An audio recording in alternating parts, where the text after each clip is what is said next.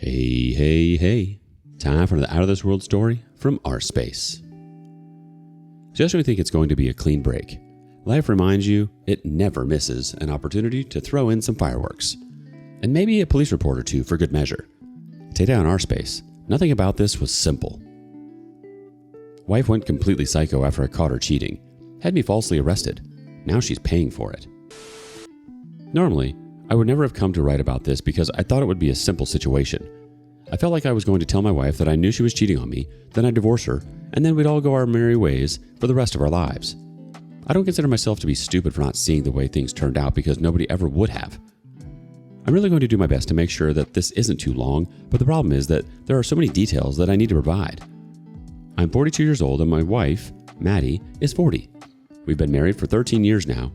We have 2 children under 10, and I think we've had the normal amounts of friction and issues for a marriage that's lasted that long. We don't do drugs. Nobody has ever been psychologically evaluated for one thing or another, and even though we aren't rich, we are generally happy with where we are in life. I have to be honest that leading up to all this, I don't know if I wasn't paying enough attention, but I didn't notice anything different about my wife. I wouldn't have assumed that she was cheating because everything seemed to be the same. Maybe I wasn't being as attentive as I should have been because I'm running a business and doing my best to make sure the family is as comfortable as possible. Ultimately, I discovered that Maddie was cheating on me. One thing that's annoying me is how I had no idea about it. She slipped up pretty foolishly, and that was the only reason I knew what was going on. I found out on a day when Maddie said that an old friend was in town and that she wanted to see her before she left, since she hadn't seen her since college. That sounded reasonable to me, so I said that I was going to take care of the kids for that night, and there'd be no issue at all. She told me that she'd be back home before midnight, and that was fine because it was a Friday night. It was past midnight before she came home, so I sent her a text message asking where she was, but I didn't get a response. It was getting close to 1 a.m., but I didn't want to sit out on the porch waiting for her since it was cold as hell outside. Instead, I sat in the bay window that we had downstairs to wait for her. It was late and there was almost no traffic, so when I heard a car outside, I looked, but it just drove past the house. About 2 minutes later, I heard the car again, peeked through the curtains, and I saw it stop across the street. It was a truck that was slightly lifted, which is as masculine as a car can get. When it pulled away, I saw her on the other side of the street, and she walked up to the door with her heels in her hand. When she walked in, I said hi to her, and she jumped and said that I startled her. I asked her what took her so long, and she claimed that she and her friend were having such a great time catching up that they lost track of time. She apologized in what seemed like a genuine fashion, so I accepted it and moved on. The next thing I asked was who had dropped her off. She thought for a second, and I think that since I was sitting in the bay window, she knew that I could have seen the car that dropped her off. I'm sure she was considering what lie to tell, so she said that it was an Uber. I told her that was bull, because nobody driving Uber would do so in a lifted truck. It made so little sense. She maintained it was an Uber, but I told her I wouldn't believe that. I asked her to pass her phone so I could check the app, but she refused. We both knew I had caught her in a lie there, so she decided to confess. She said that it was a guy that she and her friend had befriended at the bar, and he dropped her off as a favor. She claimed she lied about it because she knew I would react some kind of way. So she tried to go for the easier option, which wasn't that much different. I told her that if it was even true, then it was very different. Why would she, as a married woman, let a random guy drop her off at home? On top of that, she just let that same random guy know where we lived. We have 2 young children, so how did that make any sense to her? She tried to defend herself, but her excuses were just pissing me off. That was the point where I had the first thought that something entirely different might have happened that night, so in my anger, I asked her what the supposed friend's name was. Needless to say, me accusing her that she might have been lying about the friend set her off. I kept asking the same question, but through it all, she never answered and gave me a name. She just kept raging. Our voices started to get raised, and I eventually had to give up because I was afraid we'd wake up the kids and maybe even start to disturb the neighbors. But just because I conceded in that moment, it didn't mean that I forgot about it. I slept on the couch that night, but I think that was the point where it was planted in my mind that she might have been cheating on me, and I knew I was going to figure out the whole situation. The next morning was awkward, and I couldn't help but ask whether she was ready to tell the truth. I know that it was a very poor decision for me to make, but I was so ticked off by the events of the previous night. She told me that I act as if I'm always right and better than everyone else. That was surprisingly venomous from her. She maintained that she was telling the truth whether I liked it or not. I asked her the name of the friend she had gone out with, and she still had nothing to say. I realized that I was going to have to snoop at that point. I have done it before and she never found out. The good thing was that time, it wasn't anything too crazy. Her ex had been sending her messages and she didn't tell me anything about it. Fortunately, she engaged him very minimally and stopped engaging him entirely after a point, which made me feel good. It's part of the reason why this entire episode blindsided me so strongly. I really didn't think that she was the kind of to be cheating, but the way this entire thing played out, I knew there was no other possibility. Eventually, on Sunday night, I had to just sneak into the bedroom while she slept, seeing as I was still on the couch. I grabbed her phone, left the room, and started digging.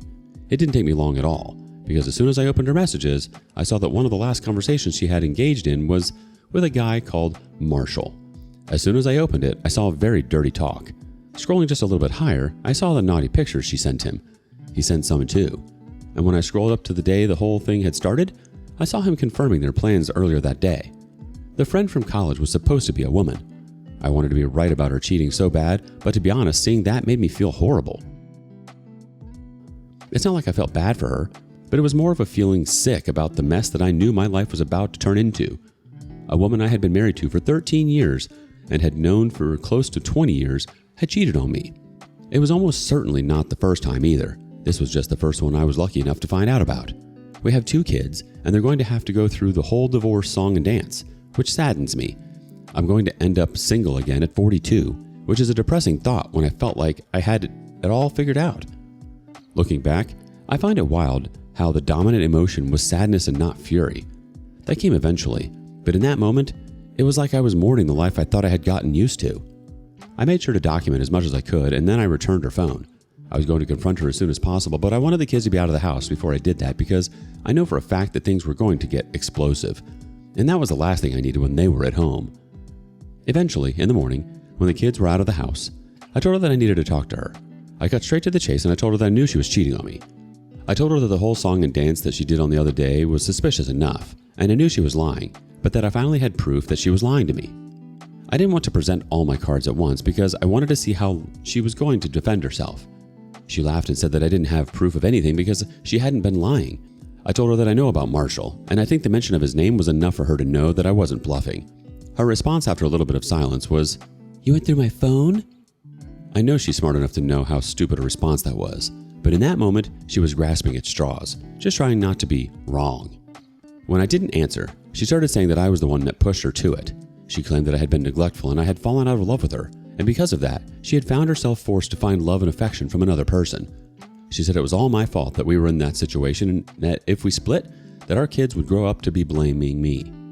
That was when I knew she was really out of her mind, because while I'm not the kind of husband you'd see in a romance movie, I've been great, and I know that for a fact.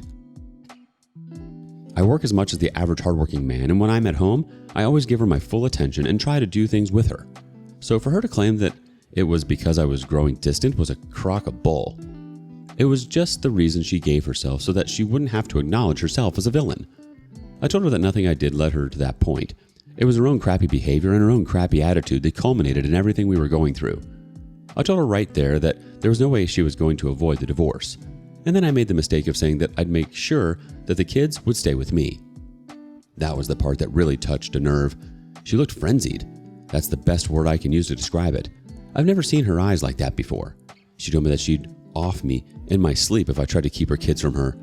That seemed like a big escalation, and for someone who I had never seen that wild before, I won't lie, it scared me. Another stupid decision I made that day was choosing to chuckle at that and shake my head like it meant nothing. Then I said, I won't let my children stick around a whore of a mother. She lunged at me. I was able to move out of the way quick enough and she stumbled to the floor. She just started cursing me from there. She insulted me in every single way she could think of, even claiming that Marshall was a much better man than me. I had to take a walk at that point. Not just because I needed to cool off, but because I was genuinely concerned that she was losing her mind. I came back about 2 hours later, and she was settled.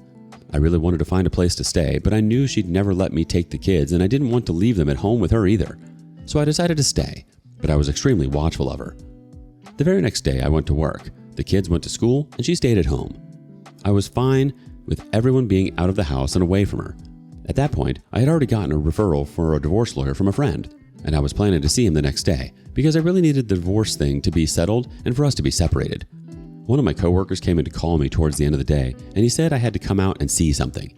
I go outside and saw my truck with a broken windshield and a witch keyed into the driver's side door. There was a bunch of other random key scratches on the left side of the car. If not for the fact that where we park our cars isn't visible from the actual workplace, someone would have seen who did it and stopped them before they could have caused the extent of damage that they did. But it was extremely obvious who had done that. I called her immediately, but she refused to pick up the phone, so I rushed home, and yes, in the same truck that she had just effed up. When I get there, I saw her acting like everything was fine. I won't lie, I lost myself entirely. The kids were at home by that point, but my mind genuinely didn't go there. I just vented everything that was in me, and she was just laughing, which made it worse. I just stormed out of the house because I was really afraid of what I was going to do. Now, if you think that was psycho enough leading up to all of this, it wasn't even close. I came home when I had cooled down, which was just about an hour later, and I saw 2 police cars in front of the house. As soon as I approached the house, one of them asked me my name. When I said it, he asked me to put my hands behind my back, and he said I was detained for investigation. At that point, my blood ran cold, because of the first thing that came to my mind was that my wife had done something to the children, and I was being framed for it. It was only when I saw her a minute later with a welt on the side of her face and a bruise on her forehead that I realized what was going on. I had somehow assaulted her and hurt her pretty badly. I remember neighbors standing in the road and my kids on the porch watching as I got arrested. That right there is one of the worst experiences of my life, if not the very worst. I'm going to skip to the chase. After the preliminary investigation was conducted, I was allowed to go. The initial story that she gave the first officer was inconsistent with the one she eventually stuck with at the end, though in both cases she claimed I slapped her and then threw her head against the floor because I blamed her for the vandalism on my car. Besides the inconsistencies, though, they interviewed my oldest kid, who said he had been peeking from upstairs when we fought, and he saw me leave the house. As far as he saw, I never hit her, and I think that was very important because despite being 9, he's incredibly smart, and I'm sure it showed when talking to the police. It was at that moment that I knew I couldn't be around her anymore. I'm going to deal with the legal business eventually, but I just can't right now. I've been out of the house for the last 2 days, and I still can't figure out whether she decided to hit herself or if she got someone else to do it. But yeah, I can't deal with her right now, and I've made the hard decision to let the kids stick around there. She felt so threatened by me saying I'd take custody of the kids that she decided to frame me for domestic assault. She's going to be served tomorrow, and I'm just looking to get the whole divorce process finished as quickly as possible. There's no desire for revenge or anything, I just want to be okay, mentally and physically, and I don't want to have to fear a crazy ex-wife or my children's safety. Update. I'm finally back after so long, and I just want to provide a final update to the story I narrated some months back. My wife turned into an absolute psychopath after I caught her cheating and threatened to divorce her and take the kids. Apparently, the part with the kids is what really set her off. She keyed my car, broke the windshield, and then tried to frame me for assault. Ultimately, I had to move out because it was becoming dangerous. First of all, the divorce is over, and I'm very glad to say that I have 70% custody of the kids and I get to keep the house. I am paying alimony, which I unfortunately couldn't fight despite having evidence of her cheating and trying to plead my case regarding her psychotic behavior. Even though I didn't make it my life's mission to destroy her life, she certainly contributed in that pretty significantly on her own. Close to my business's parking lot, I was able to get video footage that showed Maddie park her car and then walk up to my car and vandalize it. The angle wasn't great, and if we were only focusing on the car park, it'd be impossible to prove it was her. But the fact that we could see her from the point she exited the car made all the difference. Besides the divorce, I got legal with her in several ways. I sued her for the false arrest and the damage to my property. I couldn't entirely prove she had been lying with the claim that I assaulted her at home, but I was able to get a protective order against her based on the vandalism to my car. The protective order exempted pickups and drop-offs, which were mandated to be done in a public location. The damages awarded for the vandalism were in line with what needed to be fixed on the car, and that wasn't massive. But the punitive damages was where the money was at. Obviously, she didn't have the capacity to pay it at once, but she was made to pay a large chunk of the money and then placed on a payment plan for the remainder. I'm seeing what I can do to potentially get the police to charge her with misuse of 911 and criminal damage, though I'm not sure how that might turn out so far after the fact. I think they might pick it up, especially since she ended up getting picked up for disorderly intoxication, and for some reason she decided to ask me to bail her. Obviously I didn't, but it's great to see that could potentially become a police regular. I think I'll end it here. That's the story of how my ex-wife went psycho on me despite the fact she was the one cheating. She did so much to dodge accountability, and it didn't end well for her. Man, what a mess. It was an Uber in a lifted truck. Yeah, okay. Then she went full chaos mode, keying your truck, trying to frame you for assault, calling the cops. Oof. That's a different breed of crazy. It's terrifying, honestly. And the way you described it, neighbors watching, your kids standing on the porch, man, I can't imagine how gut-wrenching that must have been for you. Yeah, the alimony sucks, no doubt. It's hard to swallow paying someone who treated you like that. But honestly, from the sound of it, her life is basically a self-sabotage speedrun now. Getting arrested for disorderly intoxication and asking you for bail? I think karma's doing its job here. What do you think? Thank you for joining us today on rSpace. Be sure to like and subscribe and hit that notification bell so you don't miss out on our next video. Until next time.